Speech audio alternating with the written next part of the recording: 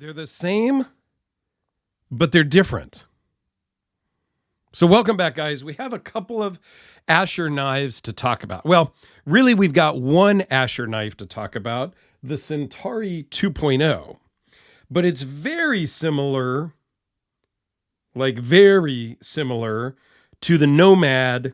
I think this is the 2.0, or this is the 3.0, I believe. There's a couple different versions. It's kind of confusing, okay? Because this is the Centri 2.0 and the Nomad 3.0. So we'll come back to this one.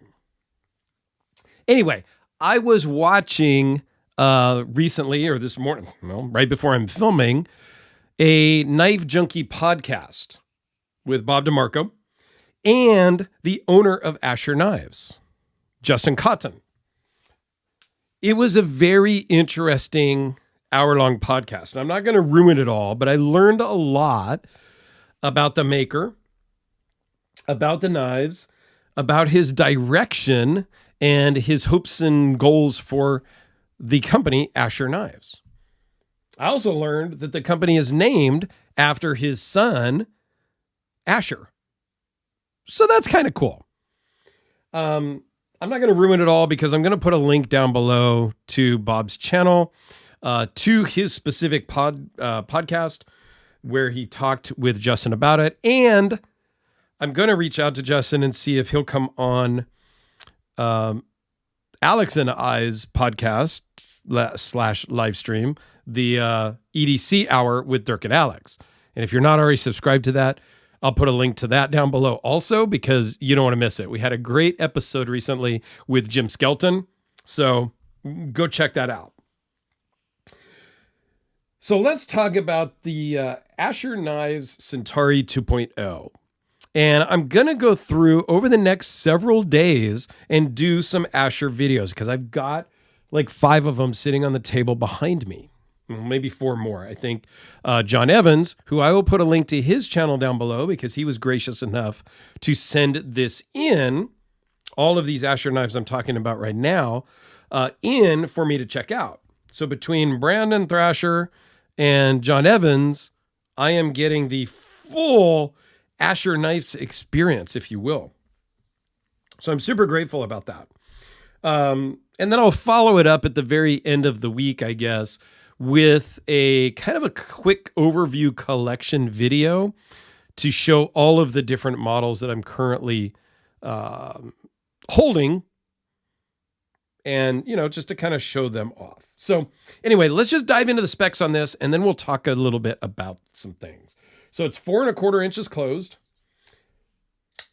7 3/8 overall. The blade is 3.21 with a cutting edge of 3.05. Behind the edge is 0.022. The blade steel is S35VN, which is what almost all of the Asher knives are. I think the very first one he came out with, the classic version, or the classic model, was D2. Blade thickness is 0.092. Overall thickness is 0.426. And it weighs in at 3.4 ounces and runs on bearings, as almost all of his knives do. Again, his very first one, or maybe the first or second one, ended up with washers. There was some communication problem between the manufacturer, who is an undisclosed manufacturer overseas. I think the Classic was a company out of Taiwan, and then he moved to a contact in Hong Kong, he says, but will not disclose where they are actually made. And I think they're made at a couple of different places, which I find odd. And there are a couple of other knives that do that. Monterey Bay Knives doesn't talk about it. Red Horse Knife Works doesn't talk about where these are made, other than they are made overseas in China and assembled in the States and tuned and tweaked in the States. Very similar with Asher knives. He doesn't disclose where they're made, but they all come to him. He hand inspects all the knives before they are shipped out to customers. And I think that's great. I'm not sure why people don't just say it's made by X company. I just don't get it. I don't know. That's just me.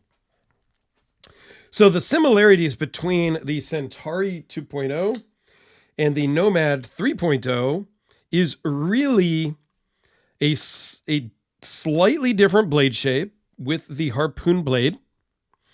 And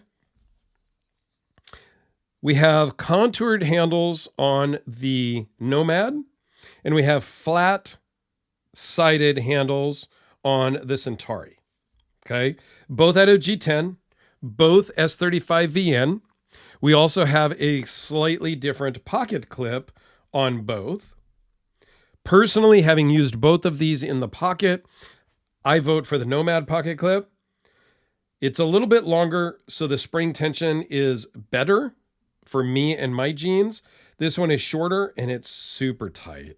This one just, it legit barely works in my pants. That's just sounded bad. It barely works in my pocket. Okay.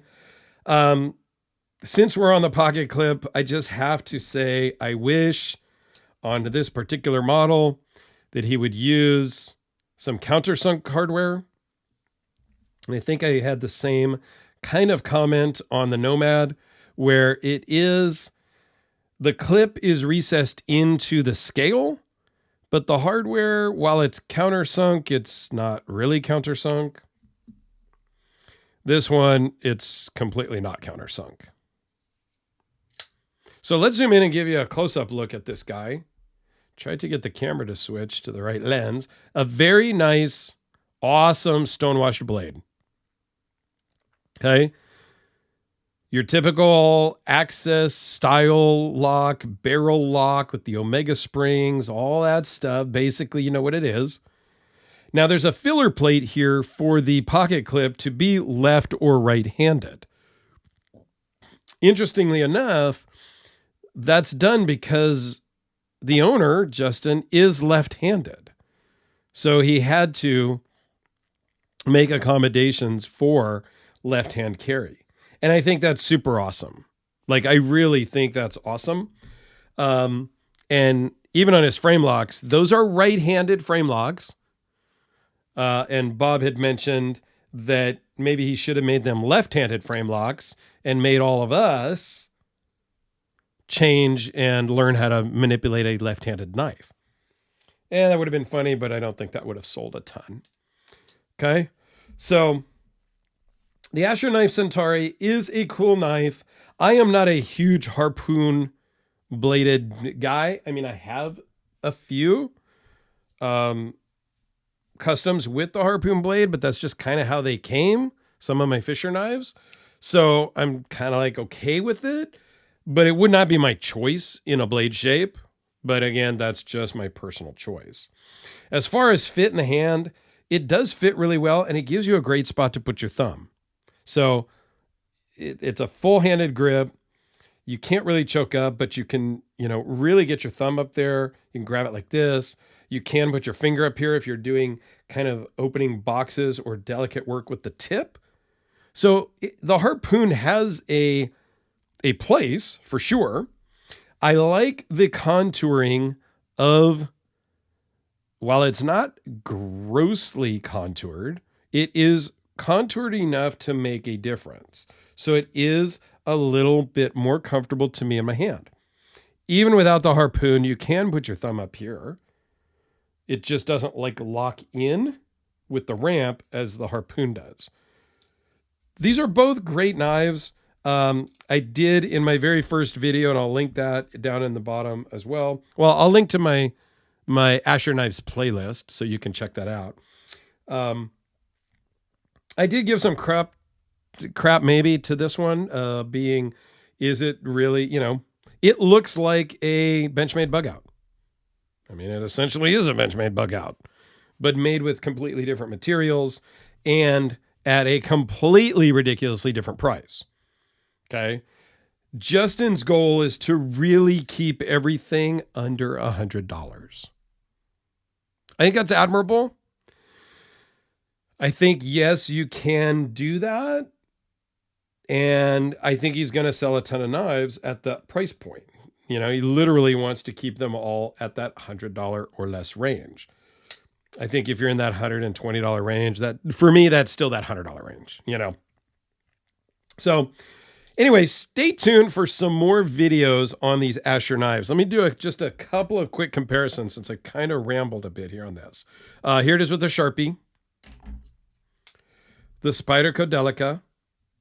I sadly do not own a Benchmade bug out, so I can't bring one out. Here it is, a AA and the D cell batteries. Since I pulled out the Hellraiser, we'll pull that out also. And away you go. So check out the playlist down below for all the Asher knives. I will put a link over here to my first Asher knife video, so you can go check that out, as well as to Bob's podcast with the owner over there. So have a great day, and come back tomorrow for another Asher knife. Thanks a lot, guys.